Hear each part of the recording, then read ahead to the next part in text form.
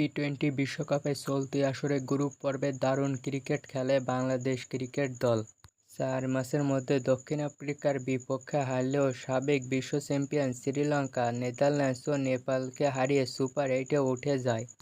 Group পর্বে ভালো খেলার ধারাবাহিকতা সুপার এইটে ধরে রাখতে পারেনি বাংলাদেশ। সুপার এইটে টানা 2 ম্যাচে অস্ট্রেলিয়া ও ভারতের বিপক্ষে হেরে বিপাকে পড়ে যায় টাইগাররা। সোমবার পর্যন্ত বাংলাদেশের সামনে সেমিফাইনাল খেলার সুযোগ ছিল। এদিন ভারত-অস্ট্রেলিয়ার ম্যাচে 24 রানে জয় পায় ভারত।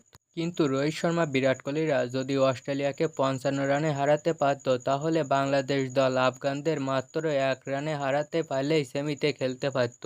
কিন্তু অস্ট্রেলিয়া 24 রানে হেরে যাওয়ায় বাংলাদেশের সেই সম্ভাবনাও শেষ।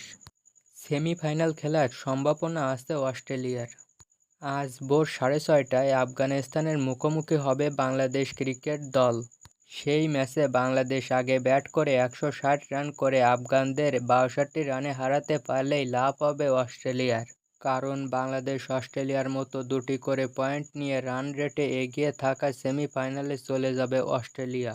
তবে আজ ভোরে শুরু হতে যাওয়া আফগানিস্তান-বাংলাদেশ ম্যাচ আফগানিস্তান জয় পেলে তাহলে তাদের পয়েন্ট হবে 4। এক্ষেত্রে অস্ট্রেলিয়াকে কাঁদিয়ে সেমিফাইনালে চলে যাবে আফগানিস্তান।